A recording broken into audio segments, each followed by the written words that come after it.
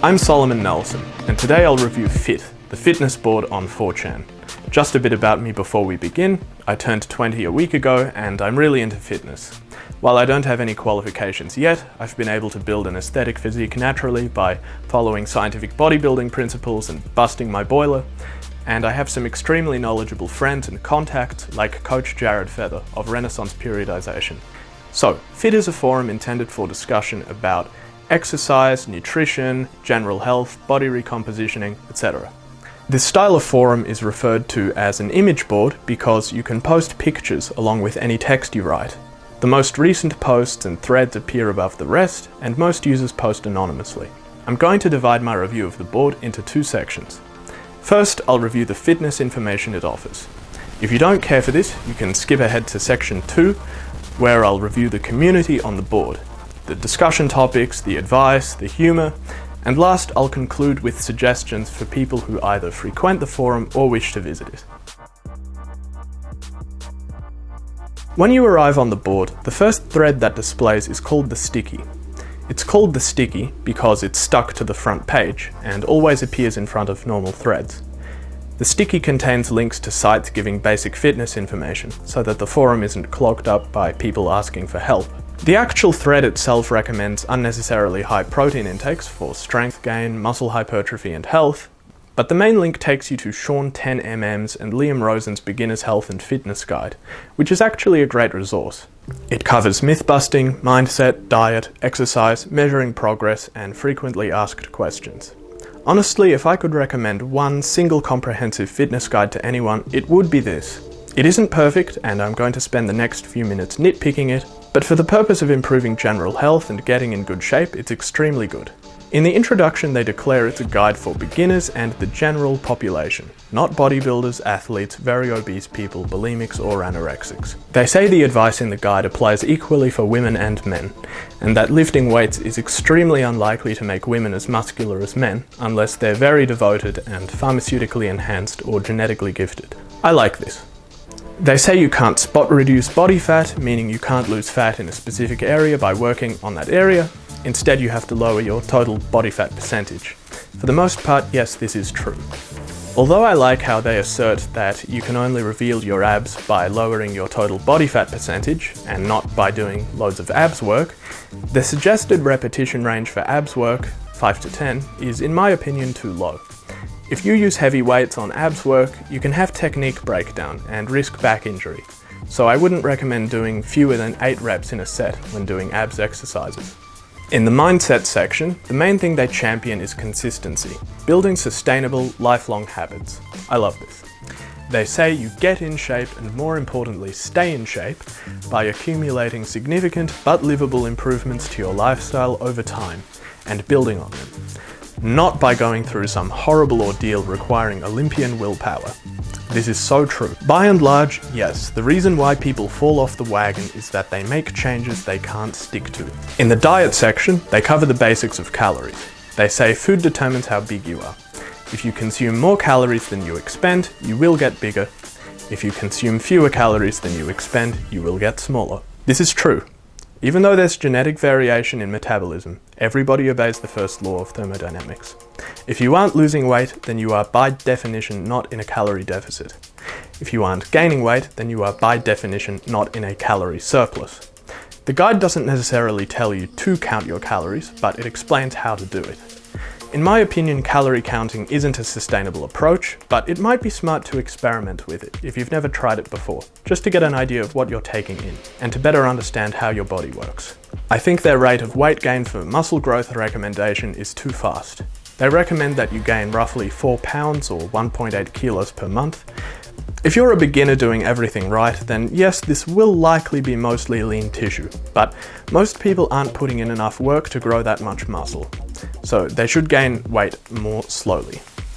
Having said that, this is a much better recommendation than the bro-style dirty bulk you hear about. One thing that surprised me after all the consistency and sustainable habit building talk was the quote, "Fast food and soda, cut it out." That sounded a little extremist to me. I think it's an unhealthy, unsustainable mentality to cut out certain foods completely because you deem them as bad. They go on to make a less extreme recommendation, which is that you simply reduce your intake of these foods and make sure they're not staples in your diet, so less soda, less ice cream, frappuccinos, pizzas, burgers, gummy bears, etc.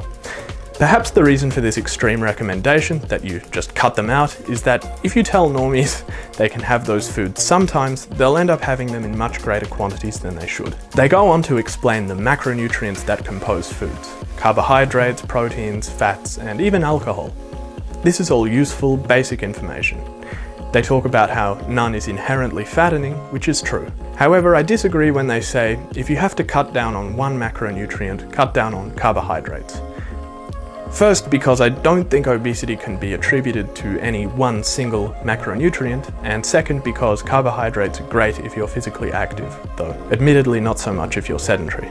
The bulk of this section is just trying to make you smarter with your food choices, trying to get you to eat more satiating, more nutritious, less calorie dense, more proteinaceous foods. This is all good, but one nitpick, and this isn't as much a fitness thing as it is an environmental, ethical thing, is that I'm not fond of the recommendation to eat all this meat.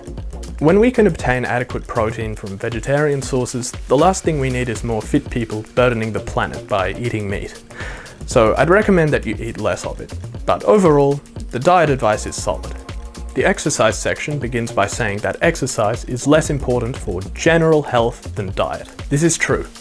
They go on to say that it's still very important because exercise, especially weightlifting, improves body composition, that is, reduces fat mass and increases muscle mass at the same body weight.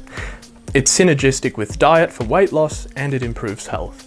For general health and aesthetics, the guide recommends both weightlifting and cardio, but with a greater emphasis on weightlifting. This recommendation is fine because for improving general health, and especially for improving body composition, it is absolutely not a requirement to go nuts with cardio. As for their weightlifting advice, they recommend compound exercises, meaning lifts that incorporate the movement of 2 or more joints, because they allow you to get work done more efficiently. Some other excellent recommendations in the guide are that you train your whole body, not just the mirror muscles, that you actually challenge yourself when lifting, that you mostly use free weights instead of machines, that you track your progress in writing, that you warm up properly, and that you use good form on every rep. I'm very fond of the weightlifting routines they offer. While these routines are not by any means optimal for strength gain or especially muscle hypertrophy, they work, and they're a hell of a lot better than what most gym bros do. These routines are efficient, they're simple, and they ensure progress without you having to live in the gym. If your diet's in check, and you patiently make strength gains following these routines, after a few years you're almost guaranteed to look fantastic. One thing I would suggest is that you don't rush into any of these routines. Spend as long as you need to learn how to perform the lift safely, and maybe even work with a trainer initially to help you out with form, stability, mobility, etc. An important section they missed out on in this guide was the importance of proper sleep. Despite how critical it is for fitness, there is only one mention of sleep in the whole guide. Otherwise, I recommend this read.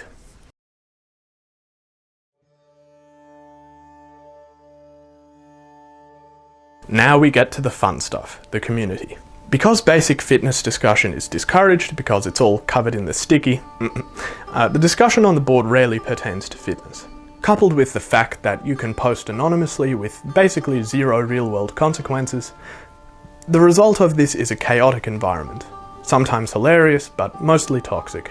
To make sense of this carnival, I'll touch on what you're likely to see there by explaining what I like and what I don't like about the board. What I like most about the board, and what I would imagine keeps most people coming back, is that it can be laugh out loud funny, especially if you're into weightlifting. It's a kind of humour that you can't really find anywhere else.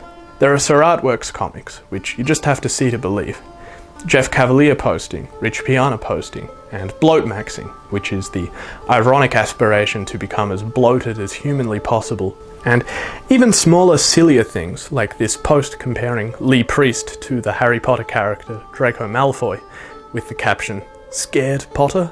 Or this poor guy's room, which features bottles of urine, a power rack with a makeshift bed beneath it, and what appears to be Nazi literature on his bookshelf.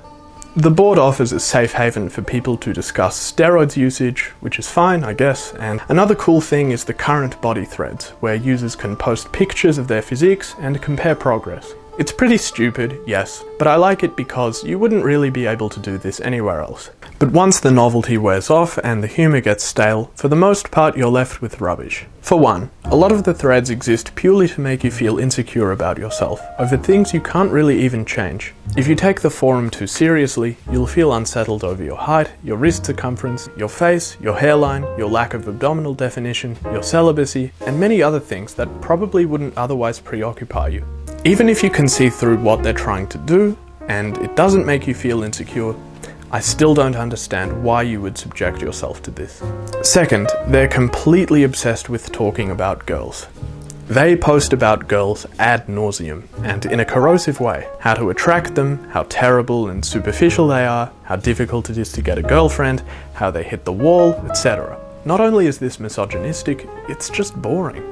To me, this is one of the most off-putting things about the board. Third, the advice given by these guys tends to be bad. They're not experts, and although sometimes good advice is given, a broken clock is also right twice a day. An example of this bad advice, which I'll debunk point by point, is a thread I found called Black Pill General, where the OP spouts dicta like, "The great majority of you will never make it." Body fat percentage is irrelevant. Fat distribution genetics is everything. Some guys have abs at 15%, some have a gut. Natty lifting is the choice between looking big in a shirt but fat shirtless with a bloated face, or looking do you even lift in a shirt but cut shirtless. If you didn't start lifting by 18 at the latest, you are way behind. Deadlifts are, in fact, an ego lift and a waste of time and energy. Genetics is 90% of the equation, and the majority of you just aren't cut out for this. Men do, in fact, what fact, hit the wall by about 25 from a testosterone and muscle building standpoint. You might be thinking I'm taking the worst examples uncharitably to represent the whole forum, but I'm really not. This misinformation is common on FIT, and even if you recognize that guys like these are wrong about basically everything, the question is, why would you go to a place where you're barraged by this stuff? Even for the best of us, the pessimism wears you down after a while. It's dispiriting. And you can tell the people here are dispirited and worn down. For example, I went on a thread where the OP was complaining about staying in on a Friday night. Again, an example of something to make you feel insecure. If you're staying in on a Friday night, you are somehow inadequate. Anyway, the posts in that thread were downright depressing. One guy was talking about how he couldn't wait to die. Another guy was advising to never befriend women, under the rationale that they use you. There are threads literally devoted to hating fat people, which is immature and unhelpful. And there is also quite a lot of racism. Although I'm sure that some Fittizens realise this isn't the real world and treat it all as a big joke, Fit does rot people's brains and self-images. For example, this impressionable young man has posted a picture of his upper body, asking how long it will take for him to attain a physique that will attract women.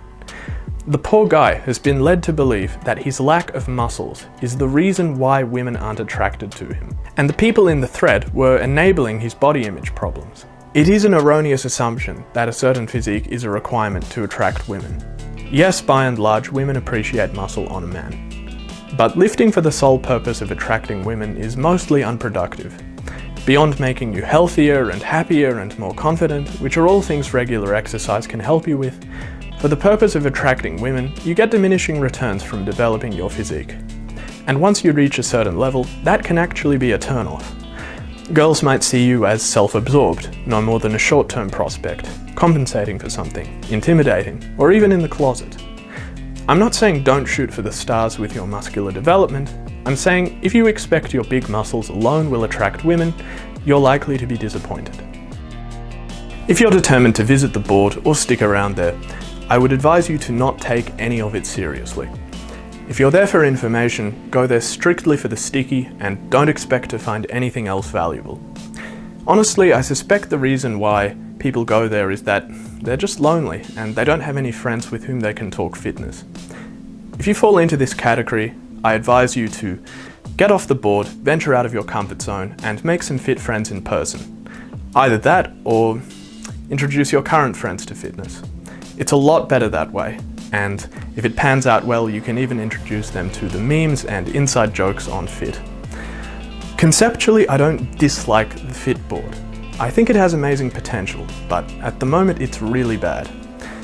I would prefer it if the discussion pertained more to fitness and humour than petty insecurities and hateful, defeatist nonsense, but until some kind of reformation takes place, either by users calling out and disavowing the nonsense, or through stricter moderation, the forum will remain terrible.